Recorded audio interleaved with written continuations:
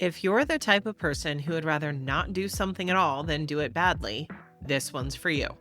Welcome to Ditch the Chaos. I'm Cara Chace, and this is your space to figure out how to run your life and business without running yourself into the ground.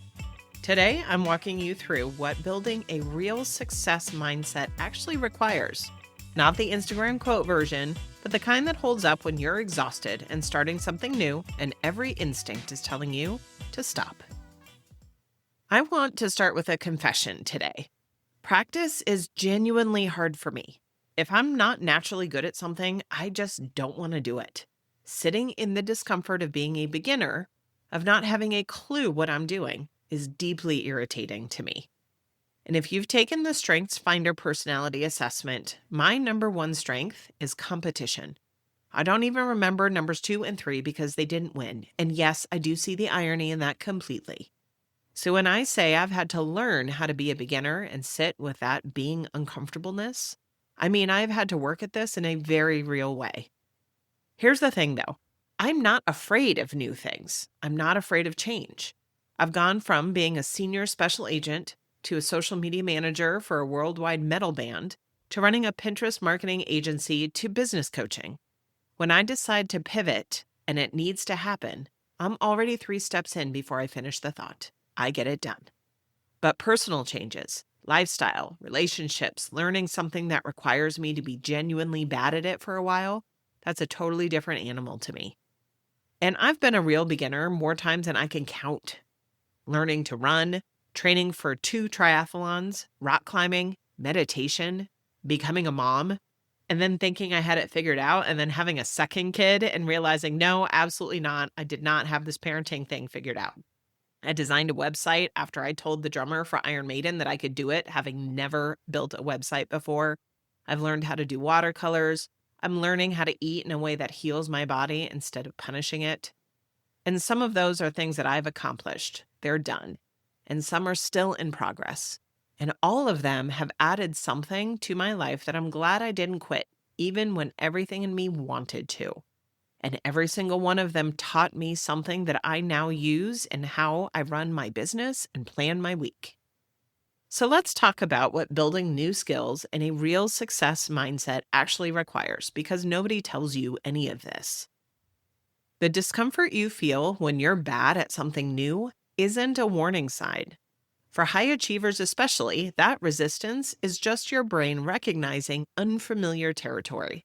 It's not a signal to stop.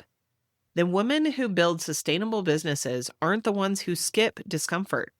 They're the ones who learn to move through it without burning everything else down in the process. So here's how to do that. First, celebrate step 1. I was more excited the first time I ran a mile without stopping as an adult in my 20s than I was when I crossed the finish line of an Olympic distance triathlon. That first mile was a glimpse into what I could actually do if I didn't quit. And it mattered more than the finish line months later, because it was the moment that I believed I could get there. When you're building something new, your brain genuinely needs evidence of progress to stay in the game, not as a feel-good tip, as a neurological reality. Staring at how far you still have to go is so demoralizing. Focusing on that first small step and the first win is what keeps you moving. This works for business skills the same way it works for physical ones.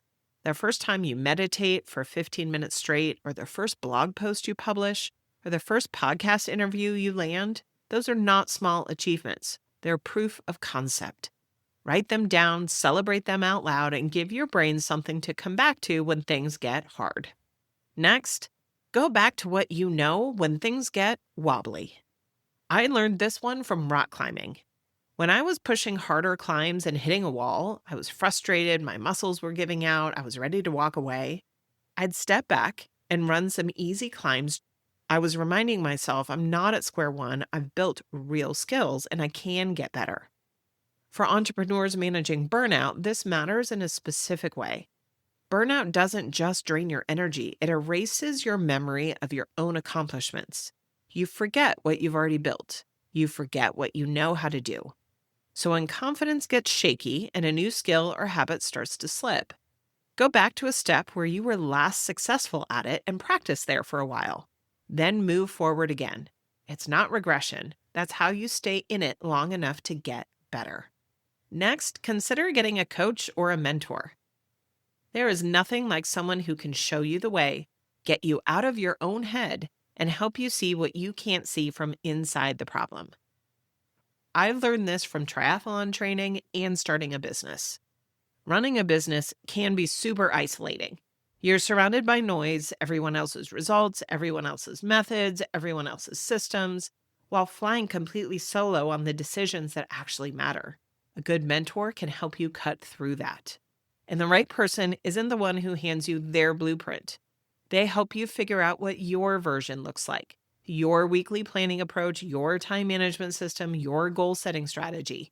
That distinction matters because copying someone else's system is how you end up with one that works great for their life, but falls apart in yours. Next, strengthen your foundation before you build higher. Runners call these base building weeks. The long, slow miles that don't feel impressive but makes the hard weeks possible. Those base building weeks aren't wasted. They're infrastructure that everything else builds on. Productivity habits can work the same way. I've built a meal batching habit on Sundays for months and then dropped it completely and never gone back. When that happens, I've learned to ask myself 2 questions. Was this actually a habit I'd mastered, or was I white-knuckling it?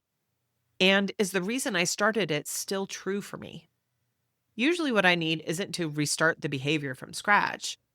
It's to revisit the purpose, adjust the routine a little if my life has shifted, and recommit. Those moments when a habit falls apart feel discouraging, but they're actually really useful data. They show you where the foundation is still soft or what needs to be tweaked, and that's exactly where to focus when you build more. Next, at some point, you have to realize you've got to jump. There's no tip that I can really give you for this one. Same as there's no tip that could have helped you jump off the high dive when you were 8 years old. You just have to do it. Staying in the foundation building phase is useful. It keeps you from quitting, it keeps you building, but it won't get you where you want to go. At some point, you have to try the harder climb, the longer run, publishing the thing before you feel ready. And if it doesn't land, you try again. And the attempt can teach you more than another week of preparation ever could. Finally, watch one, do one, teach one. This framework comes from medical training traditionally, but it maps perfectly into any skill you're trying to build. First, watch or listen to how the thing is done. Find someone doing it well and learn from them before you start. Second, do the thing. Then do it again and again until it becomes second nature and you know it inside and out. And third, know it well enough to teach it. That third level is where real mastery lives, because explaining something to somebody else forces you to understand it more deeply than just doing it yourself ever requires. This applies to time management, weekly planning, business operations, self-care routines, anything you're trying to make sustainable. You're not done when you can do the thing. You're done when you understand why it works well enough to walk another exhausted entrepreneur through it on her worst Monday. That's where things start to feel manageable. Not in the perfect template or the newest app, but in knowing your own patterns well enough to trust what to do next. Here's your reset and reclaim action step for the week. Pick one skill or habit you've been putting off because you don't want to be bad at it. Just do step 1, not the whole thing, just the first step. Run 1 mile, open the blank document, set a 15-minute timer, and then write it down and actually acknowledge that you did it. That's the whole assignment. Your brain needs that first data point more than it needs a perfect plan. If this episode resonated, I'd love to have you join the Productivity Rebellion.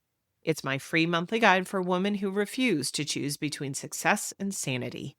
Once a month, you'll get one productivity strategy that actually fits your real chaotic life, behind-the-scenes stories from my month, not Instagram perfect advice, and the chance to ask me anything. I answer subscriber questions right here on the show. Think of it as your monthly reset for when you're tired of holding everything together with duct tape and coffee. You can sign up for free at carachace.com/productivity-rebellion. And P.S. If you're ready to stop white-knuckling your way through every week, check out Chaos Detox. It's my weekly planning method built for high-capacity women. Learn more at carachace.com/chaos-detox. Thanks for listening. If this helped, leave a review. It helps other women entrepreneurs find the show. I'm Cara Chace, reminding you to keep questioning the rules and making your own.